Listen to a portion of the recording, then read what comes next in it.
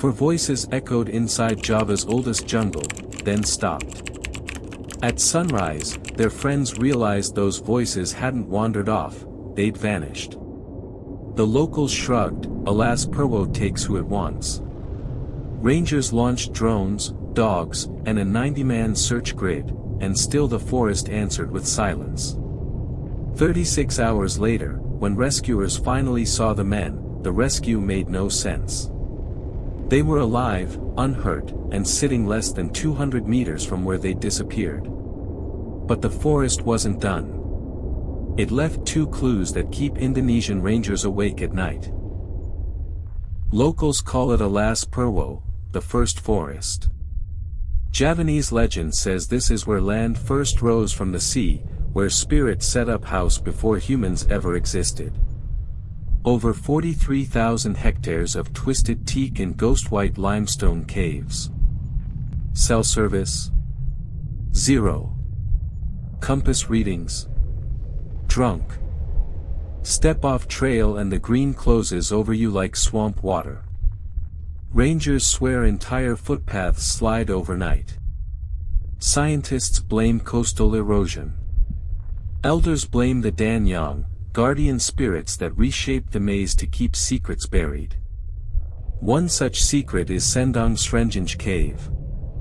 Pilgrims crawl inside to pray for fortune, fertility, sometimes forgiveness. In July 2023 a 30-strong prayer group pitched camp at its mouth, and set our story in motion.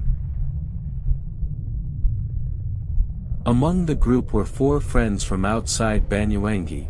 I'll call them Arif, Bima, Dien, and Iko. Late 20s to mid-30s, regular office guys looking for what locals call Kevenangan Batin, peace of the soul. All 4 had fasted before the trip, believing an empty stomach makes prayers lighter.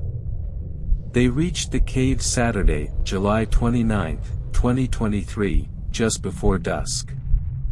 Inside, candles sputtered against walls slick with bat droppings. The men chanted old Javanese hymns, each syllable bouncing down a tunnel that smelled of salt and sandalwood. Around midnight the cave grew too warm.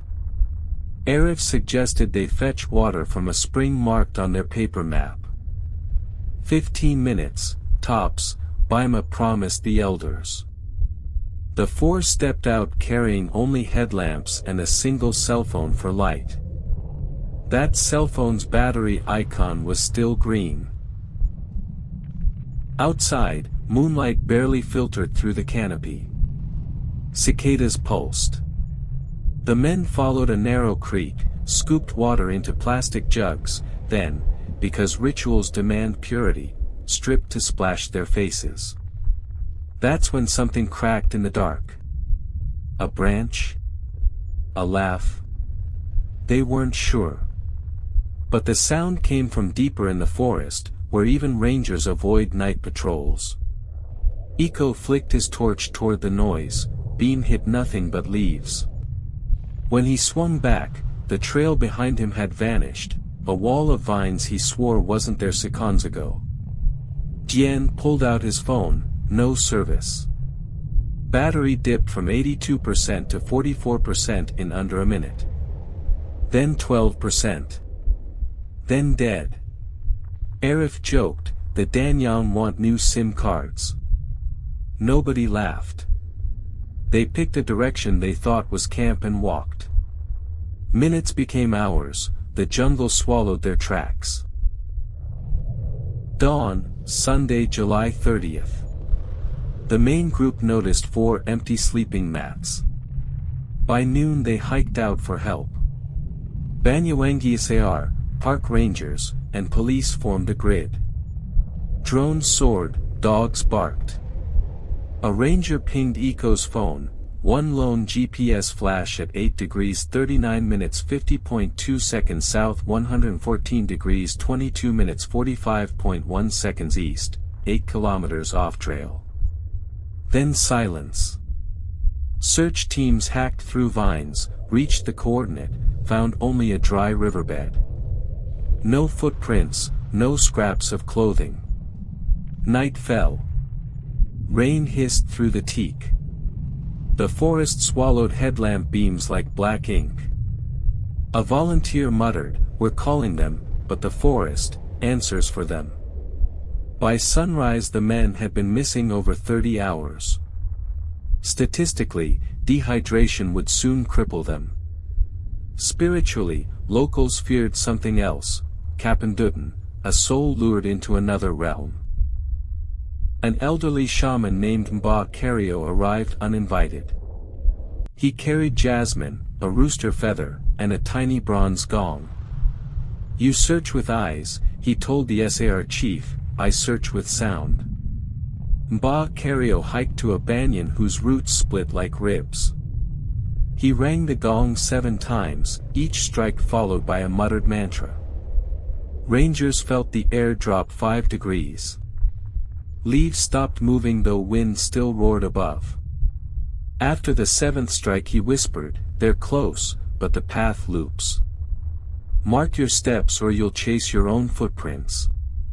Skeptics rolled their eyes, until the next drone pass lit up 4 orange blobs barely 200 meters northwest of Sendang Srenjanj, the very cave entrance searchers had walked past half a dozen times.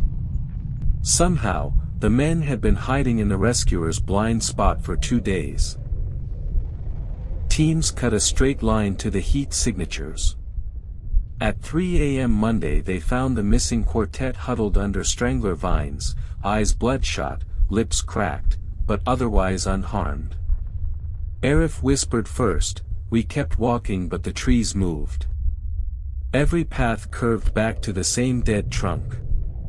Baima added, "When we shouted, our own voices echoed behind us, like we were ahead of ourselves." Rangers checked vitals, heart rates high but normal, no injuries beyond leech bites. The men were escorted to Resort Pankar Command Post.